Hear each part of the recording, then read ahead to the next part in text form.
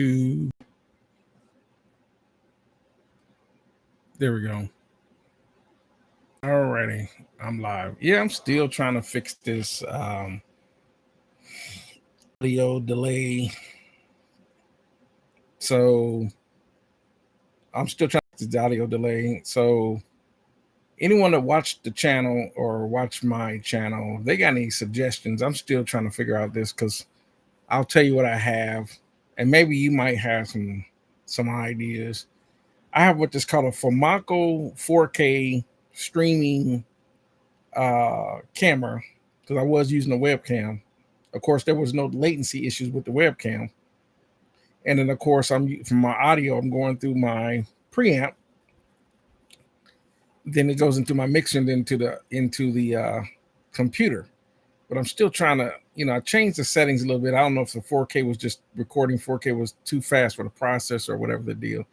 Yo, Manwork Network, what's going on? I'm just going to talk about choices of gear in commercial recording studios. Uh, so, uh, but I'm just trying to figure out this. I still got to figure out this latency issue. So, anyhow, welcome. Man, you're on. Man, normally, man, come a little late. You normally come a little late because I think you be doing recording sessions, but I'm not going to be very long tonight. I'm exhausted. I got to get me some sleep. So, um, so I'm just going to talk about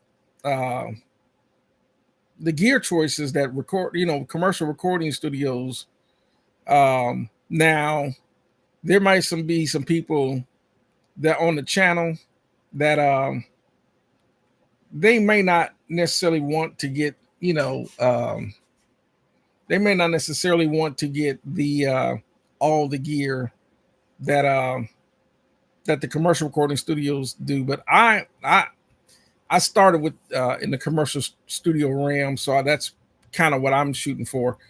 But not everybody. So anyhow, welcome, man. Welcome, Maddie. Welcome, Ojala Picks. And I'm sure more and more people will start to tune in. DL, what's going on, DL? I'm good. And the reason, as everyone starts to tune in, the reason why I want to talk about the reason why I want to talk about welcome, Andre. The gear choices that commercial studios choose is because no matter how we look at it or how you may or may not view it, the commercial recording studios, professional commercial recording studios have set the standard for professional recording, right? So it's because of DAWs and plugins and everything else that have allowed us, and audio interfaces and stuff like that, allowed us to be able to do this at home. But the standard is the commercial recording studio because that's where you had to go to get a professional recording studio. So I want to talk about that a little bit. And we'll talk about some of the gear and their features and why do these commercial studios use them. It's kind of like why does pretty much every recording studio use 1176? And in being the case, you probably notice more and more plugins are making plugins that look like actual outboard gear. There's only a few plugins that are actually look like just regular standard software, like a regular standard compressor software, or there is a maybe an EQ or something like that just like a regular piece of software, but it's an EQ or whatever. But you probably noticed quite a bit of plugin companies like Isotope, Fab, not even for so much Fab Filter, but IK Multimedia, Slate, Wave, even Waves is starting to make some of their plugins look like pieces of gear that would be in a rack. So we're going to talk about the gear choices that these studios use. Now, one of the things that a recording studio one of the gear choices that they would make, and it's a big decision make, is that a lot of these recording studios would pick consoles simply because they want to have a console that had the mass amount of preamps, and then they would get outboard gear preamps to cover a different color and tone for different things that they don't normally would use in the console. So that's why you might go and see a ton of recording studio tours, and one might have an API console because they like the preamps and an API, and i.e. the EQs, an API EQ, whatever. Um, so other recording studios may want to use a Trident console, or some studios might want to use a SSL console. Some might want to use a Neve console, and so forth. There are various reasons, but a lot of these recording studios would get the rest of the stuff they need in outboard gear. So that's why that term outboard, because it wouldn't be in the console or a board, the mixing board. So they would be out of the board. So they would pick choices. So a lot of them would pick like an API. And if they wanted a Neve preamp on something like maybe a guitar or some vocals, whatever, they can route to go through that Neve preamp into their recording medium. Most of them would use tape machines. This is the days before DAWs. So welcome. Okay. So just going to talk a little bit like this before I start chiming in on some of the chats. Um, just to chime in on the chats. Okay, welcome Warheart Arts. As everyone, like I said, everyone's tuning in. We're just going to talk about the gear choices. Down to microphones. Now, and the thing is, if you're trying to, I don't know what everyone has a different goal for their home recording studio. So, but it depends on what your goal is. Some people our goals are just to work in the box. But the reason why I'm saying this is because I've noticed the trend in even plugin companies that everyone seems to be making plugins that are emulating outboard gear, the popular outboard gear. I'm starting to see more and more of that than just standard software plugins. So, so it made me kind of chime in on why recording studios, for example. Now, one thing that most of us, if we have a home recording studio, one of the things that most of us are not going to be able to get is the rooms that those studios have. Some maybe one or two people, but I think 99% of people just not going to be able to get those type of rooms. So, and those rooms, of course, would be the acoustics and everything else that would go with those rooms, the panels, the diffusers, and everything else that would be on the walls and things like that. But a lot of us are shooting for the DAWs, the plugins, and stuff like that. Maybe some of the outboard gear. And I know the reason why I am chasing a lot of that type of gear, because it's a proven result that you're going to get. It's kind of like if you're doing what the professional recording studios are doing, you're going to get the same. If you do it like the pro studios, you're going to get the same pro results, if that makes sense. So, once again, it comes down to mic preamps, equalizers, compressors. Another thing that a lot of the things that we will not able to get also that those commercial studios have would be actual reverb rooms. I'm talking about a room, a plate, an actual reverb, chamber. Because they use some of them rooms, and a lot of times what they do is they'll throw a speaker in that room and have it, the sound bounce in that room, and the microphone to pick it up, and they'll run that to another set of channels to get that reverb. A lot of times you can't, thank goodness that there are outboard gear and plugins that emulate that. Now they're making plugins that are emulating the room sound of these recording studios that you can use. A lot of times, if you're doing all that, it should get you pretty close in the ballpark. Um, so that's what we're going to talk about. Um, what I want to do is, as people tune in and maybe have questions on some of this gear, why does, for example, why does every recording studio choose a Pultec? Why does every recording studio choose an LA2A or a Distressor or 1176? And so forth. Why are they using Neve preamps? Why are they using API EQs and stuff like that? And as I did probably, I don't know, over 500 plus commercial studio recording studio tours that I've seen on YouTube. A lot of those are the go-to pieces for 90+% of those recording studios. And you have to ask yourself, you do have to ask yourself, if all these recording studios are using that type of gear, and if, let's say, you don't have access to that particular gear, but you have access to it in a plug-in form, it'll get you within the result, should get you in the ballpark, right?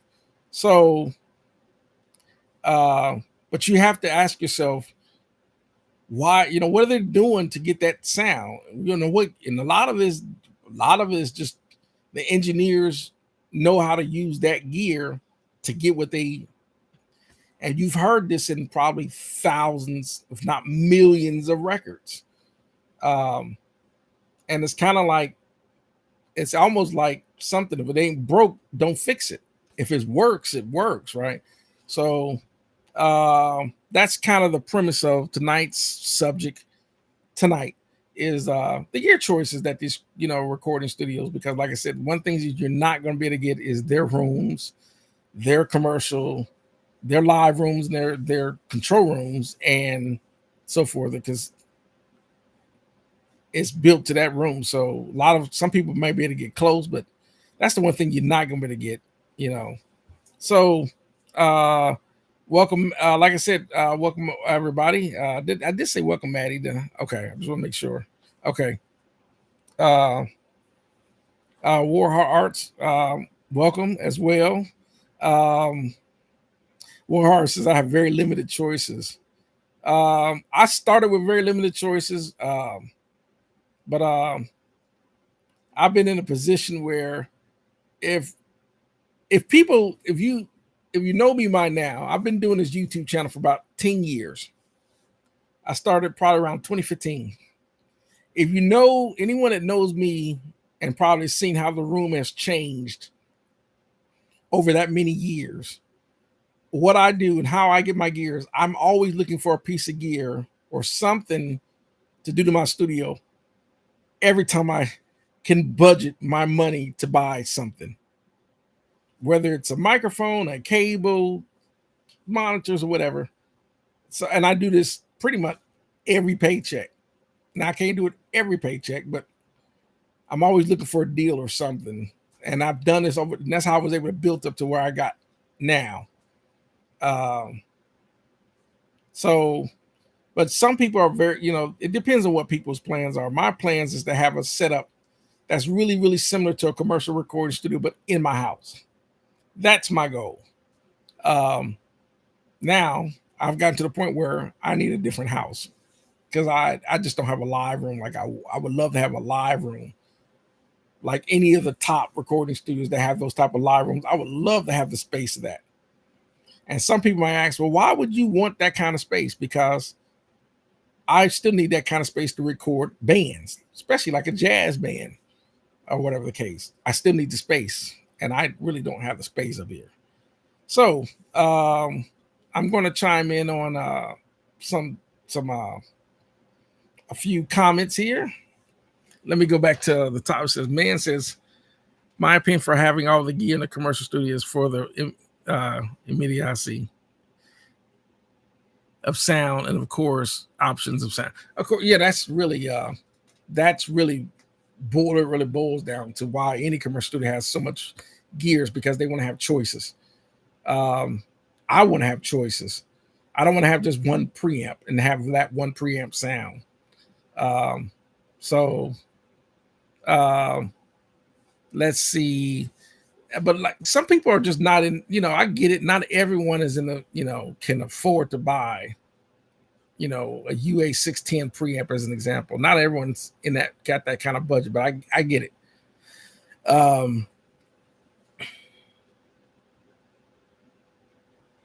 Warheart says, if you knew how to capture emulations, I'm out of my whole junkie.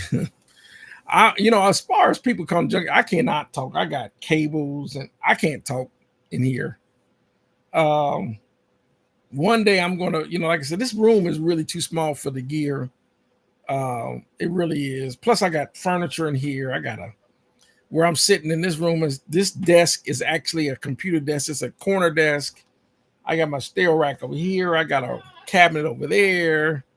I'm sure if I lost some of this furniture, I could actually get some more room in here. But really, I didn't think it through when I started building this studio because everything just started growing. And like I look back and I was like, man, of course, gas has something to do with it. Gear acquisition syndrome, right? So it's kind of like, okay. I should have thought of a different. I really should have planned it out because I would love to build a custom desk for this console. But it is what it is.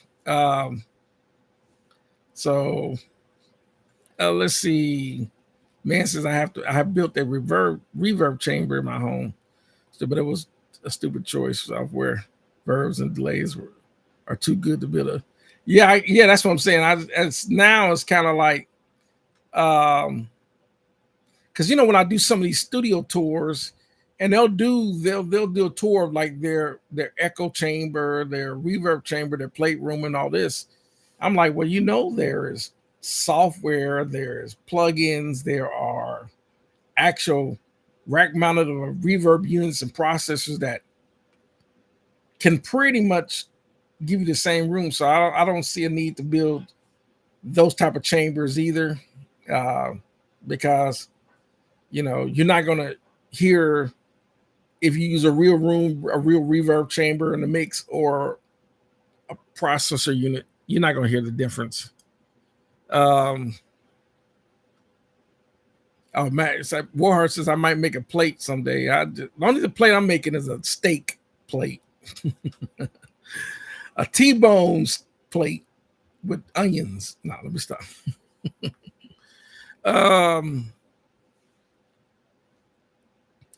Oh, Matthew says it's interesting. A lot of gear was designed in that. Well, you think about it. Technically, that that's really the beginning of the recording age. Of course, it started with. If you go back in history, they would actually record live bands, live orchestras, and all that, and they were recorded directly to the vinyl. So a lot of times they had one shot at it. But when the multi-tracking, especially with tape, and allowed you to record over the tape over and over, and allowed you to redo it, i.e., being born the recording studio over just recording live, that was the game changer. Multi-tracking recording with the ability to, okay, if a musician made a mistake, they could start over and or punch in and all that. That was the game changer. The only thing that changed the game again is just going from tape to being able to record onto your hard disk via audio interface. So that's the game changer again. But other than that, so a lot of the gear that became the studio staples were actually not designed for studios. They were designed for TV, film, and broadcasting. Like the Pultec was not designed to be a studio piece of gear. It was actually designed to enhance rate, because radios didn't. If you look at the 1940 and 50 transistor radios and all that, they didn't sound like a modern stereo with a set of Cerwin Vegas. That didn't exist then. They were a little, probably a little 20-watt transistor radio. So with anything over time and technology advances, and technology is going to definitely advance in the music industry too. So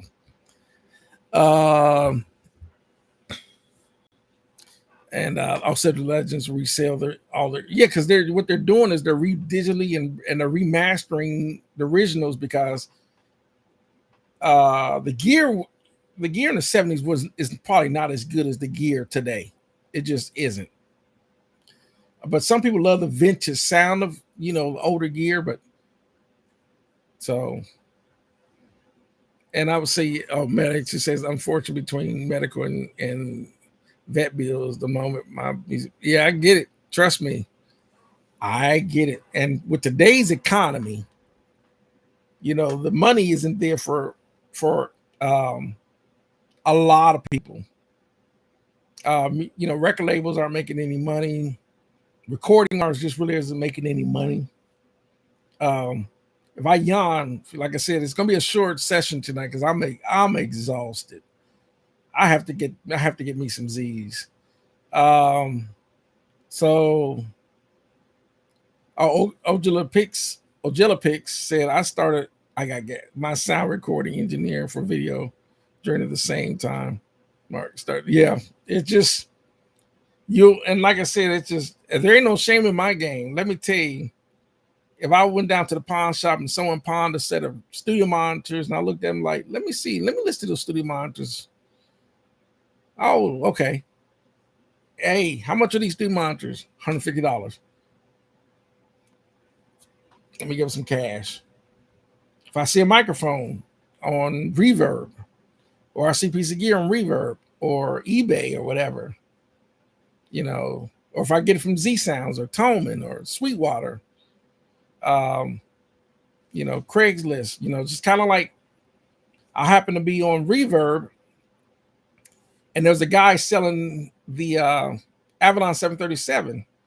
Everyone knows those Avalon 737s were going for about $3,000, but he was selling it for $1,400. So I like, what's wrong? He said, my studio's closing down, and I'm trying to get rid of some of my gear. And I said, how much you want for the Avalon? He said, well, $1,400. I went down there and gave him $1,400 for it because they were running $3,000. And he was in Nashville. I'm not that far from Nashville, so I ran down Nashville, gave him $1,400. Bam, looked at it. Oh, here, took it home, and that's how I got it. So I am a what do you call it? Bargain shopper. If I can find a deal on a piece of gear, you best believe in a heartbeat. Matthew says I can make music here for the rest of my life with no problem. Yeah, I mean, yeah, that's the goal for all of us. I hope that's the goal for all of us. A horse says I do need some more stuff myself. Like, yeah, I'm gonna tell you what I'm gonna start buying more of too is mic cables. Not mic cables, but well, I do need some more mic cables. Microphone stands. Starting investing in some really good mic stands. So says a handful of notable pieces are also made for the military. Yeah. And let's see what I see. Listen to Tesla and the game bigger figure out for the nice electronics. Oh yeah. I don't know if people know the history, if it wasn't for Tesla almost lost to Edison. Edison wanted to do these DC direct current. But the thing is, he would have to put a DC power station probably every 10 miles. Where Tesla knew alternating current could go 25 times that distance. So when studying electronics and all that, and the history of that, and the history of alternating current and all that, why we call it AC. And for those that know or maybe not know, it's kind of like, 120 volts at 60 hertz, 60 cycles, right? 60 hertz, the frequency, right? So if you may or may not know, your lights are turning on 60 times in a second. So it's kind of like the lights are turning on so fast and then turning off so fast that you don't see it turning off. But your lights are turning on and off 60 times. And it's going from positive to negative, alternating. It's alternating.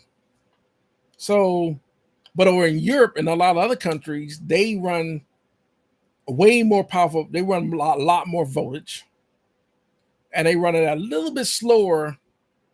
So they're like if you go to Europe, they'll run 220 volts, but their cycles is 50 hertz or 50 frequencies. So their lights are turning on and off 50 times a second. So it's also been said, and this is a conspiracy theory, but over in Europe, when you run stuff at 220 volts at 50 hertz, your equipment tend to actually last a lot longer than running only at 120, 110, 120 volts at 60 hertz. And they say this is the capitalism module, or I don't want to say module, but a capitalistic approach to it. In other words, companies need to make money, and they can't make money if you buy something that's going to last 100 years. So a lot of stuff is only designed to last for about 5 years, 4 years, or whatever. That's why some of the electronics break, because they want you to keep buying more, because this is how companies keep making money. So this is the kind of the conspiracy thought behind it.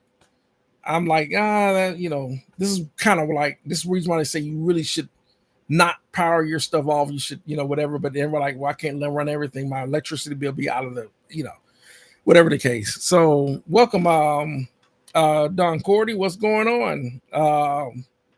So let me see. Let's see. Man says, I probably got more money in mics and mic stands than 9% of my home studios having their entire setup. Mic stands get expensive. Yes, that's the one thing that's never talked about, is how expensive mic stands, mics, cables, the cabling itself, and so forth. It can get extremely expensive.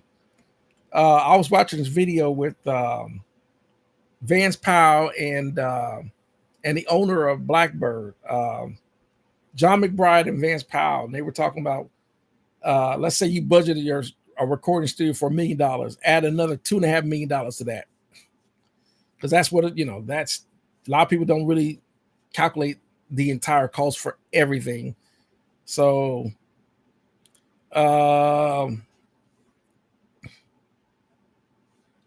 Max says, do I use a Pultec on stereo mix ever? I would think it would be too heavy-handed to you. I've used Pultec towel on a stereo. It varies. I use I have to talk about what I use, because I also use plugins on my master bus. But it varies. Pultecs, because Pultecs is you got low band and you got a high band. Of course you got boost and cut. But I tend to not really use it that much on a master bus. I do use it on certain things though, like piano, lead vocal sometimes, certain instruments, stuff like that. So Warren says, I buy cheap cables and it's still one of the biggest costs. Believe it or not, it's kind of like buying Megami versus buying Hosa. And even if you still buy Hosa, they can still get expensive. I'm still not done buying cables. And I still, yes, cables, if you really tell it the cost, a studio can spend up to $150,000 to $200,000 just in cabling, if not more. That's just the cables. So gear can be expensive.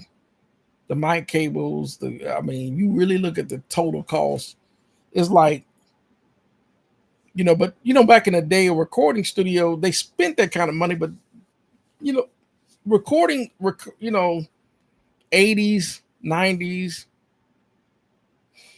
recording artists, it was nothing for a recording artist to be able to get a $250,000 to $500,000 to $1 million advance.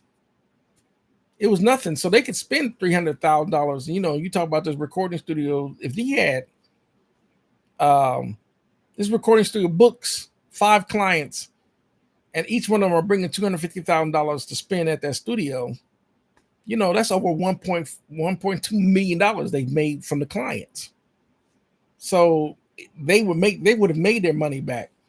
Another thing is a lot of studios would have leased half their gear, like the console was leased. And then after they've had that console for about 5-10 years or whatever, then the company that they got the console from would actually sell it to them pennies on the dollar, because, you know, that's how they would do it. So if you ever wonder how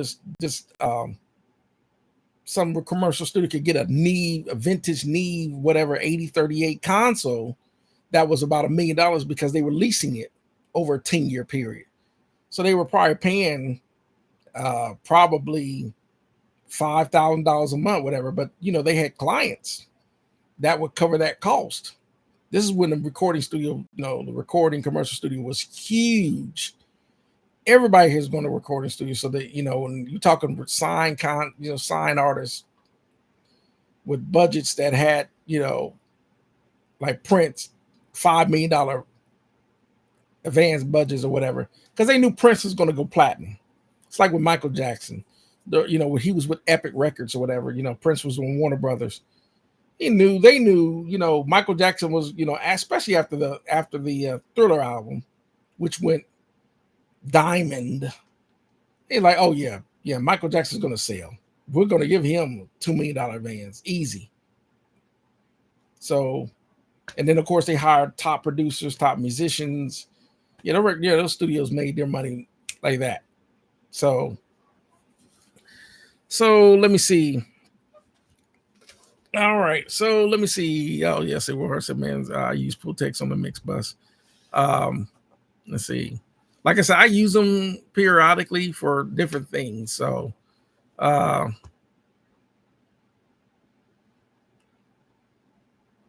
okay. Let me see. Okay. They just okay. Oh, this is Maddie. This is Maddie in the world. No, they just having a. Okay. Welcome, Rockport Tigger. All right, welcome.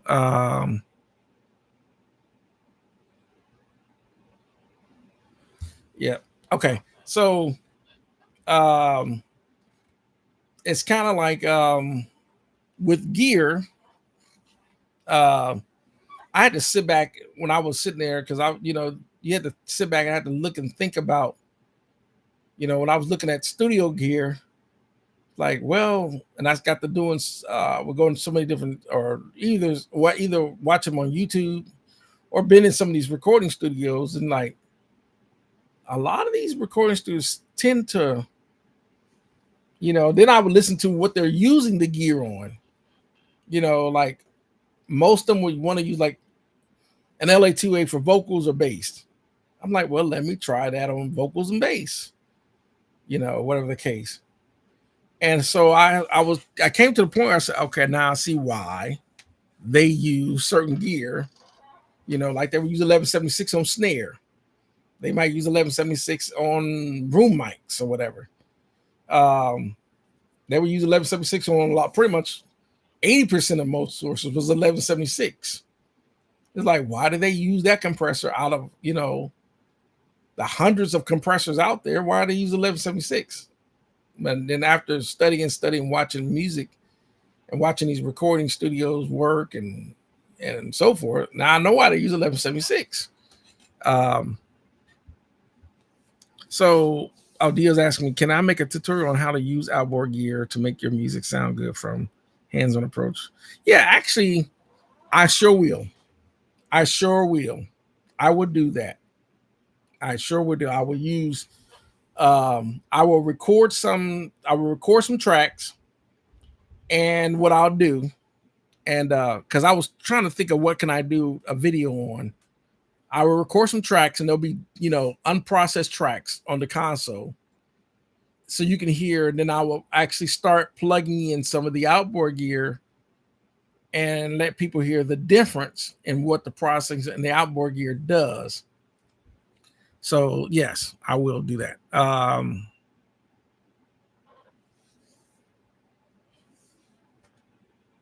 would say Doc Audio EQ with tubes. Okay, I've never had a Doc Audio. I had to check. I'm had to check that out. I've never heard of Dyke. So, hey, what's going on, Grover? uh, uh, that's my buddy right there. All right.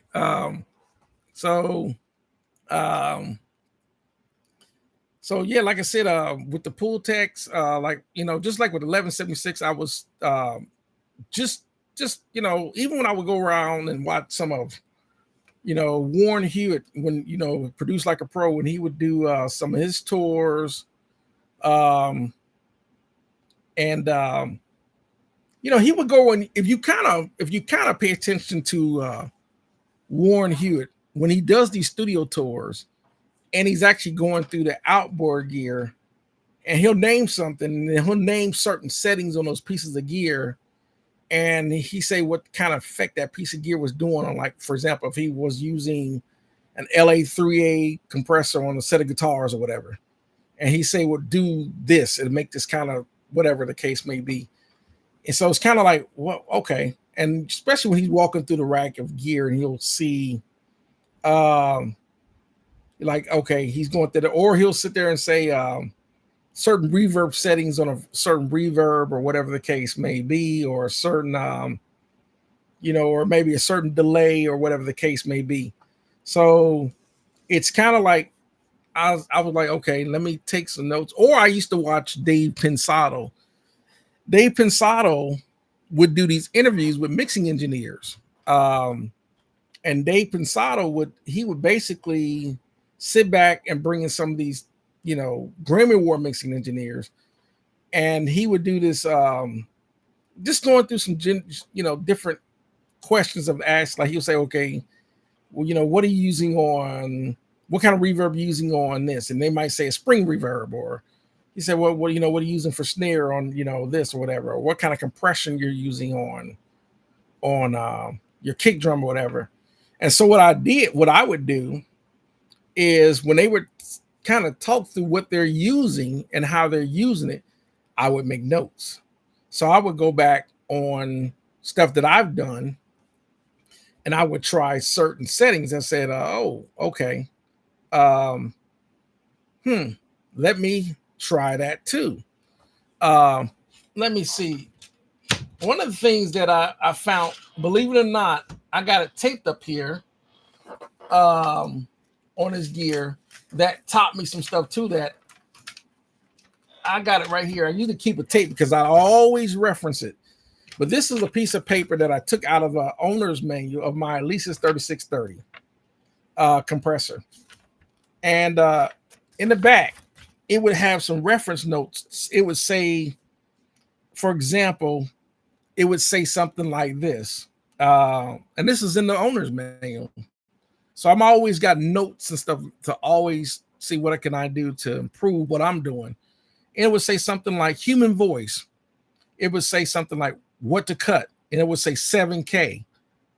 And it'll tell you why. I say, why to cut? Why do you want to cut 7K on your human voice? And that's to reduce simulants. So then it say, well, where do you want to boost on a human voice? It would say something like 8K. And then say, why do you want to boost? Why to boost that? Create a bigger sound. It would say where to cut 2K. Why you want to cut 2K? To get rid of shrill. What do you want? What to boost? 3K and above. Why? To produce clarity. And then another thing, where to cut 1K. And it would say, why do you want to cut 1K? To get rid of a nasaling sound on your vocals. And then where do you want to boost? 2 to 400. And that way it gives you the low end body. And so forth. And that was like on the human voice as an example. Or it would say something like, here's one more. Piano as an example. What to cut on piano. 1 to 2K on piano. Why? To get rid of that Timmy sounding sound on your piano.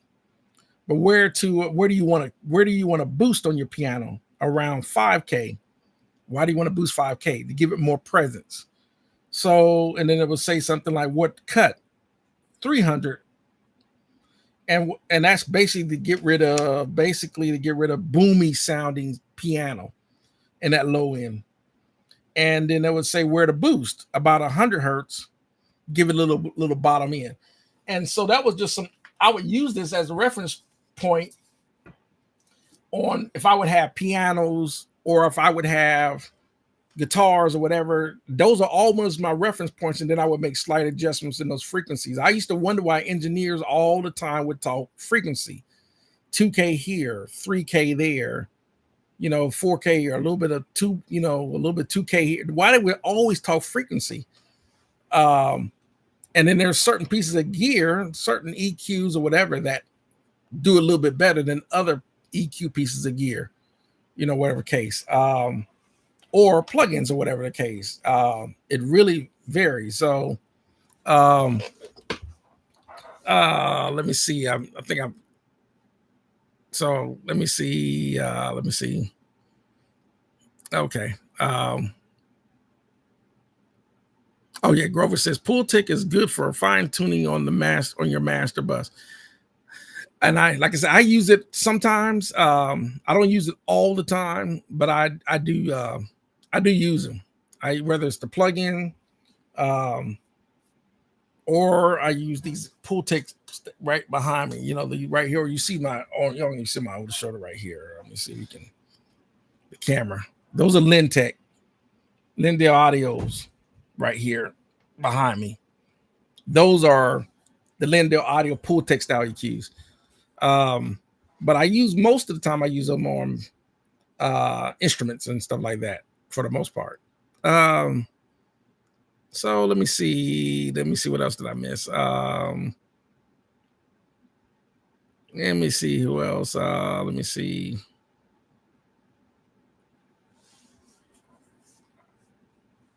Oh man, that's a SSL style comp, not EQ a lot. Okay, believe it or not,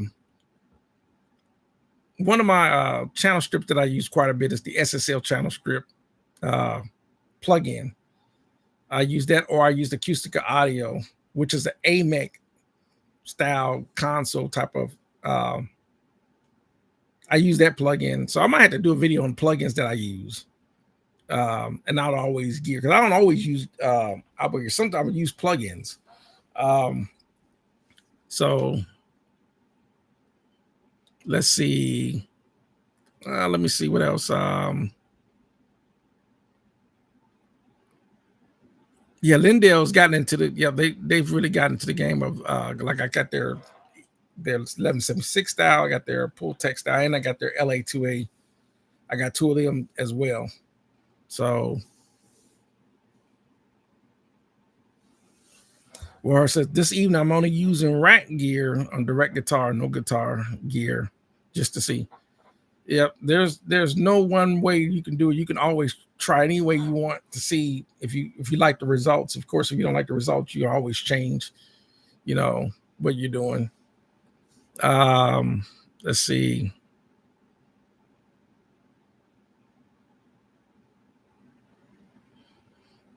Man says Pultecs are great for bass, guitar, kick drums, vocals, acoustic guitar, and pretty much on everything, really. Piano, strings. So it's one of those. Warriors. It's everything pretty much. Yeah, they're pretty much. Yeah, it's a choice. Then you've probably seen like I have one it's called Lufticus, which is basically a mag. I'm sure y'all seen. I don't know if y'all seen that EQ. It's called a mag EQ. Mag EQ is basically the second choice of EQ other than the GML, which is I think the GML is George Massenburg. I believe it's George Massenburg created the GML EQ. That's probably a really extremely popular EQ. Like I have the Rain. I have really good success with those Rain. But also there is a one called Audio Arts. is really, really close to the GML without spending, because the GML is about $3,500 for that rack unit. Of course, there's 500 series, and I know, believe it or not, if I know what I know now, I probably would have started buying 500 rack series. You can get a lot of gear if you want outboard gear, actual physical gear, buying 500 series at a fraction of the cost of buying the actual 19-inch racks. So I see that as extremely popular. I was like, man, I probably should have done that. Plus, 500 series are space savers. You can get a lot more gear in a 3-inch section, like 8 pieces of gear, than would it take, the entire rack. So people do that with pre's, compressors, and everything else, buying 500 series. So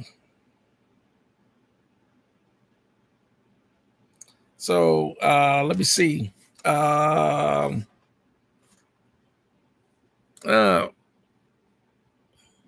Maddie says, I wouldn't know how to set up Pultec. I'm a Logic EQ guy. Okay. How can I describe a Pultec? Okay, Pultec, it's got three parts to it, really. And there's like on the low end, like I believe it goes down to 40, 60 up to 100, 122, and I have to look. And then there's kind of like the higher end. I have to look at the bandwidth.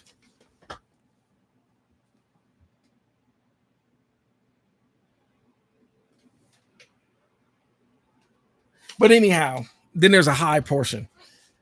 Anyhow, to those bandwidth, it's got this weird thing it does. The best way I can describe it, let's say you're going to boost.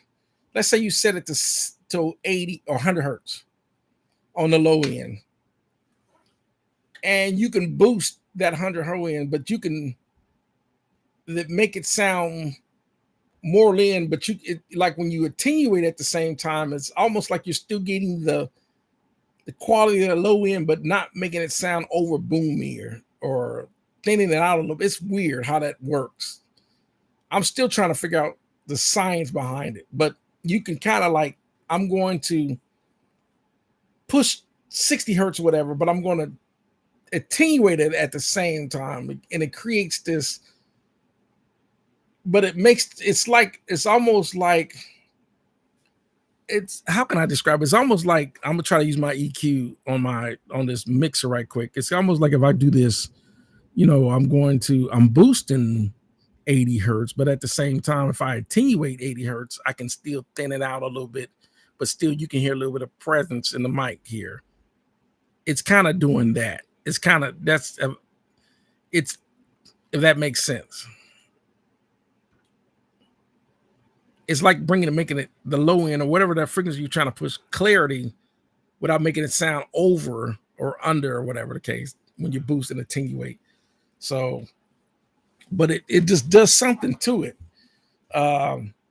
It just does something when you use that Pultec. It just does something to those signals, those frequencies that just make it sound like, oh, okay, there it is.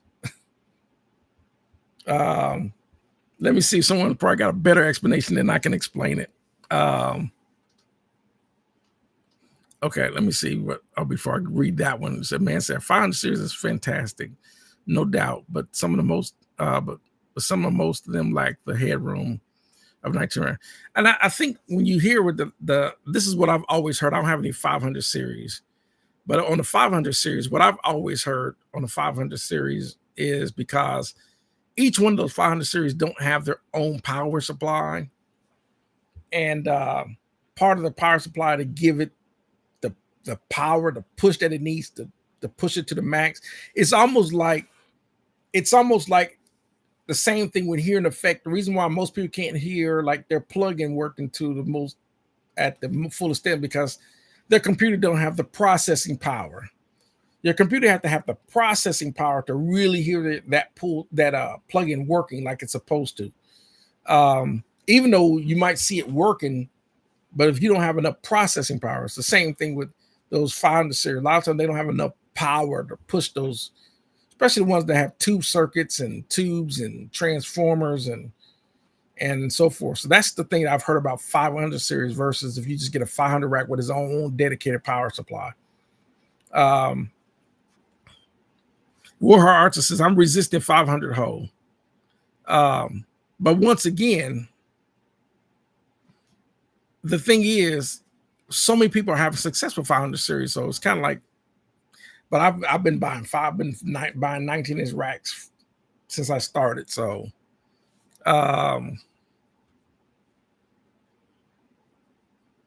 Warhead says, I got the Nutric and the Behringer and another pair. Yeah, that's what I have. I have Nutric and Pat and Behringer patch bays. Yeah, because I don't have that kind of money to get a Switchcraft. Because Switchcraft and then, you know, the cabling for that is woo-hoo-hoo-hoo. Yeah, they're up there. Oh man, yeah, Manword Never says there's a bunch of tricks to Pultec boosting and cutting same frequencies cause a bell shape that modern music has a beat. It's kind of like let me see. He also said the low and the boost is a shell, while the attenuation is a bell, which results in a glue clear bottom that's not muddy. In the mud. Yeah, I get it. Yeah, it's kind of like I want to boost 80. I'm going to boost here, but I'm going to use the attenuation to attenuate a little bit of that. Or I'm going to boost 12K, but I'm going to attenuate here, whatever the case. So, but if you need some more than just a couple of frequencies that you want to boost or whatever, then, you know, you might want to switch to something like a parametric EQ or whatever the case may be. You don't know, you know, whatever the case.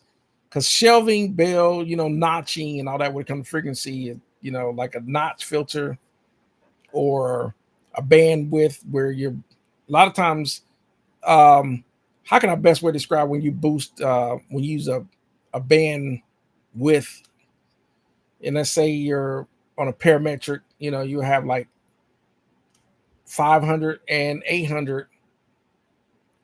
Well, a lot of times when you boost that, you're boosting this, you're creating this, so a lot of times you want to, it's, how can I, well, I have what probably it'd be better if I demo it so you can actually hear it, how you would actually adjust your bandwidth on that frequency. Let's see. So let me see what else. And here, believe it or not, I like believe it or not, there's another tool that I use that's really good for shaping high and low in areas, and that would be my BBE Sonic Maximizer. And I have the 442 and the 382. I also have a 482 Sonic Maximizer. I also use it in the in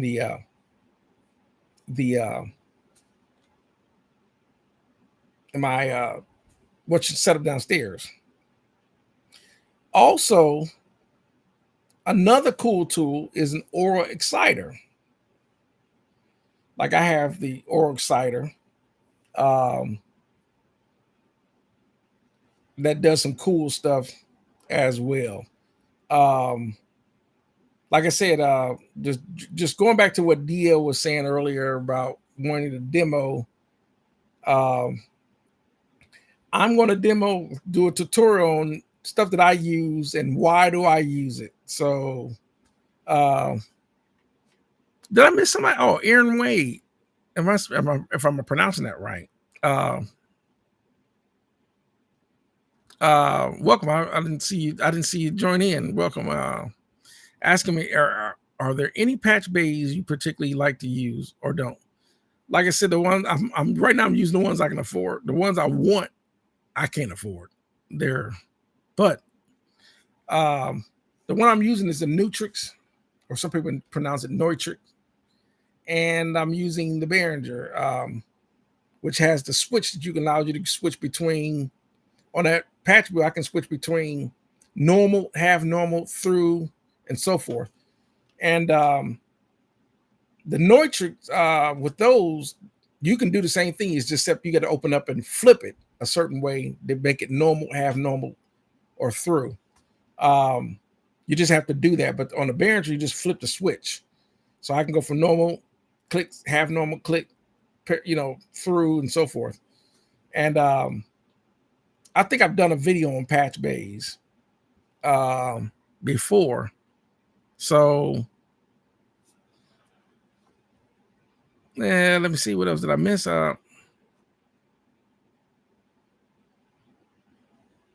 Watch purchase a bit crusher also can be used to break up frequencies.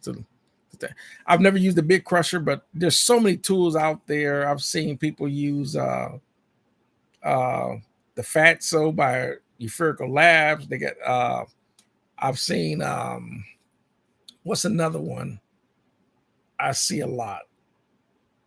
It'll come to me in a minute. I can't think of it right now. So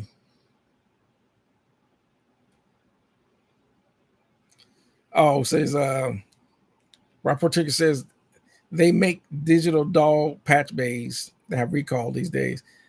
I thought about a digital patch bay, which would be cool, but I never really, I'm so used to using the physical ones. I think I've seen them. I just never thought about looking into them deeper. So, let's see. Let me see. Normal switch. I gotta open my mind and turn the jacks around to unnormal. Okay, guys. Okay, let me talk about patch bays right quick. For those that maybe maybe you don't know. Some people probably don't use patch bays because they've started with DAWs and all they doing is just they can drag and plugins, or they'll just insert a plugin on a channel or maybe a bus or whatever. So all you gotta do is whatever case in your DAW versus a patch bay. Now, when you go, I'll talk about patch bays right quick. Patch bays really, there's really technically three settings on a patch bay, which is usually normal, half normal, and through. And on the patch bay, when they have it a normal, which means when you go, and they'll usually if you look at a patch bay, all your gear in your recording studio is actually wired, cabled to the back of that patch bay. And they use the tops for outs, meaning out of your patch bay.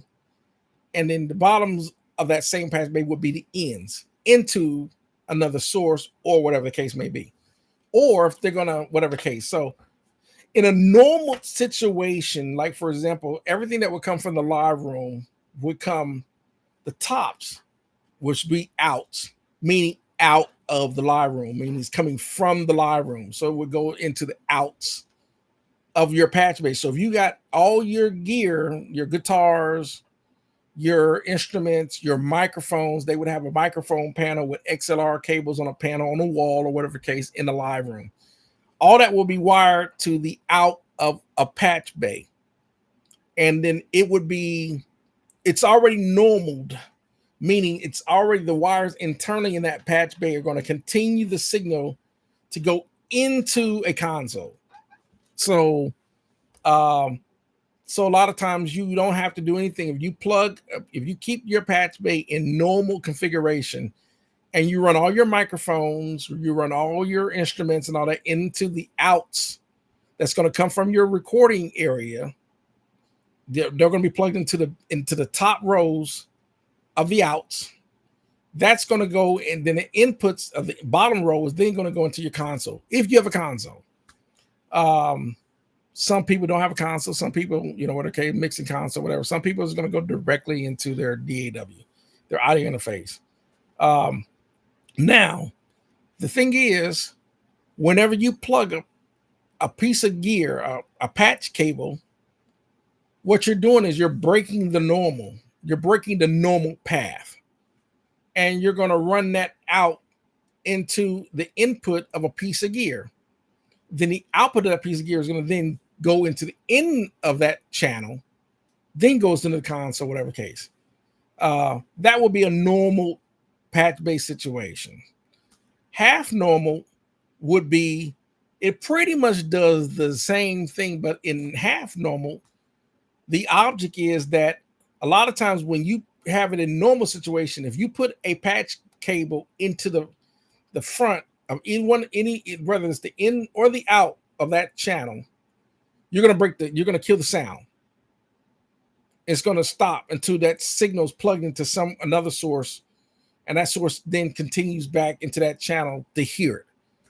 If you have it set in half normal, what it does is it still allows you to be able to still hear the signal until you plug into the input of that channel of the patch bay. And a lot of times engineers want to do that so they can still monitor what they're doing. So it depends on whether you want to run a normal to half normal. Now, when you have gear that you have, for example, compressors, equalizers, reverb units, whatever that you're going to run the outs to the tops, and then you're going to run the bottoms, the inputs of that piece of gear on the bottoms. If you don't set that patch bay to through, what you're going to do is you're going to create a feedback loop, and that's what you don't want to do. So that's why you want to make sure that if you're going to run the outputs of your piece of gear into the output of that patch bay, and the inputs of that same piece of gear on those same channels into the inputs, you make sure you have the patch bay to through. That way, the two internals they're not internally connected to each other. That way, you don't create a feedback loop. So I've done a video on patch bays, but that's just a really, really quick scenario. So what would happen in a patch bay situation would be that the top row would be usually come from your live room or whatever. That would then, the ends would then go into the inputs of the console, whatever the case may be. And then you would have bus outputs from the console that would go to your tape machine, or you would have direct outs that would go, that would be on the outs of the console. Then the inputs of that would go to your actual physical tape machine, hard disk recorder, whatever case. In most cases, that's going to the audio interface.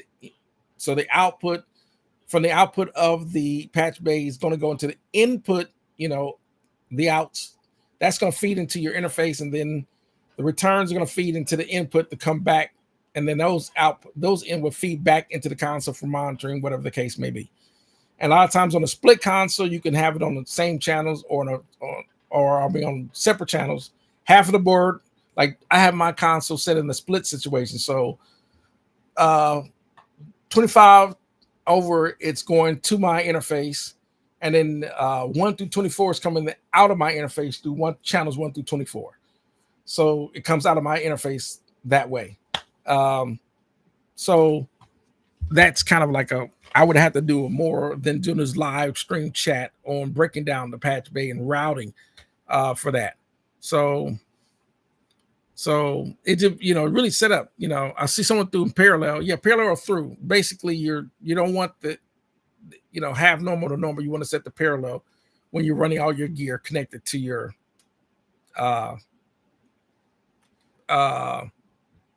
setup. So let me see that I probably, because a lot of times when I'm talking to people, it's a lot of people write a lot of comments now, so I miss stuff. Let me see. So let me see. It's a lot of comments. So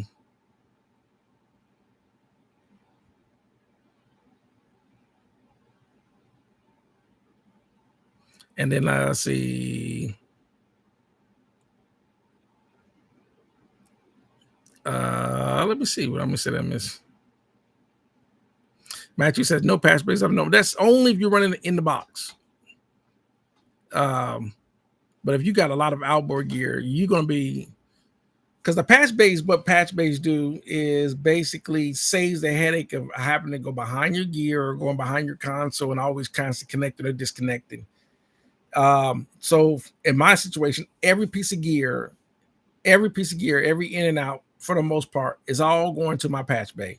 So I can just, it's just so much more convenient for me to just plug into where I need to go on a patch bay versus sitting there having a piece of gear and I'm not using that piece of gear. So whatever the case, if all your gear, you got all your outboard gear wired to your patch bay, life is so much easier. But like I said, of course, with plugins, you don't need a patch bay because they're you're already in the box, right? So you don't need a patch bay. You can just point and click, right? So let's see what else.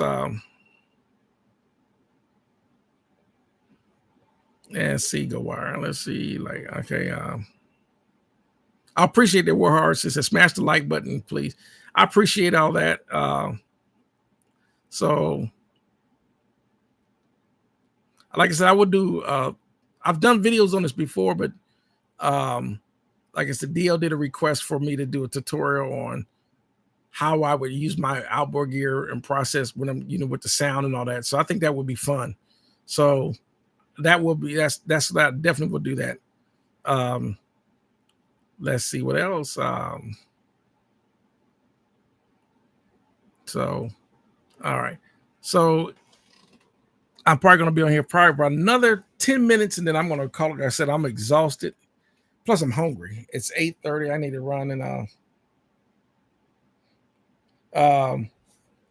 I'm going to run. I got to run to the store right quick before they close. Also, the Dollar General right down the street. Because a brother man like me is I'm out of Mountain Dew. So, what else? With studio gear. So I'll talk about some of the ubiquitous gear right quick that you're going to see in most of these studios. This is food for thought. Now, of course, you don't have to have this same gear, but most of the big commercial studios most of them would have a Neve or an SSL. Some would have an API, which is the center point and the reason being with those large consoles, because a lot of times they're doing multi-tracking and they need enough channels with enough preamps for the most part. Some studios have gotten away from big, large format consoles because they're like, well, I don't need 50 plus channels of preamps. I only need 16 channels or whatever. And a lot of times they'll say, well, I can just use the preamps in the interface, or I can just get some external rack pre's or mic, whatever case. So other than that, the console also gave you the option of using the onboard EQ. One of the other advantages to that console is because you have auxiliary routing and bus routing. So you got a lot of choices on a console. So other than that, some of the big, like we talked about with Pultec EQs, 1170. Well, I was talking about 1176 compressors a little bit. LA2A compressors. What I've noticed that changes, and this is food for thought, and why a lot of times, so many factors can change the way you're going to stuff that's going to be done in the recording studio. For example, different studio monitors sound different. So you can have one studio, let's say you have 10 recording studios, they all have the same console with the same type of outboard gear, and none of that outboard gear has been modded. It's pretty much the same type of outboard gear, the same console, but each mix can sound totally different, or recordings can sound different because the studio monitors are different, or the live room is different, or whatever the case may be. So if you have one thing that would happen is you can have a mixing engineer. He can mix if he's got a set of ATC monitors with the same gear, but then you go to a different studio, they got the same gear, except their studio monitors are focal trios. They're going to sound different. He's going to mix it a little different because the speakers sound different. That's food for thought. The same thing if you got one studio using a Norman U87 on vocals, but you got another studio that go downstairs, they use a Norman U67 tube microphone on vocals. Your vocal is going to sound different, even though they have the same gear. So some of the different changes in gear in these studios can actually alter a little bit. Now, will it all sound bad? Probably not. 9% of the time it's going to sound, 99% of the time it's going to sound good, but it will sound a little different because one studio is using a set of Barefoots, while this other studio is using a pair of Adams. They're going to get different sounding mixes, you know. So I thought that would be food for thought. He said Norman. Yeah, so many people pronounce it, but because it's a German company, most of the time when those German names, a lot of times we mispronounce them incorrectly. It's like we've been saying Behringer, we're really believe it or not, it's Behringer, because Eli Behringer, but he knows everyone is going to pronounce his name wrong because it's somebody say Behringer, right? But the same thing with Newman and with Telefunken and all these, these countries that are, like Korg and all that. Korg is a Swedish company. So so it really varies. So on the name or how you pronounce it. But we know what we're talking about when it comes to like Norman or Newman, or Norman. It depends on how you pronounce it. So also the acoustic room setting can change the sound too, but so man says it's officially Norman. However you want to pronounce it. So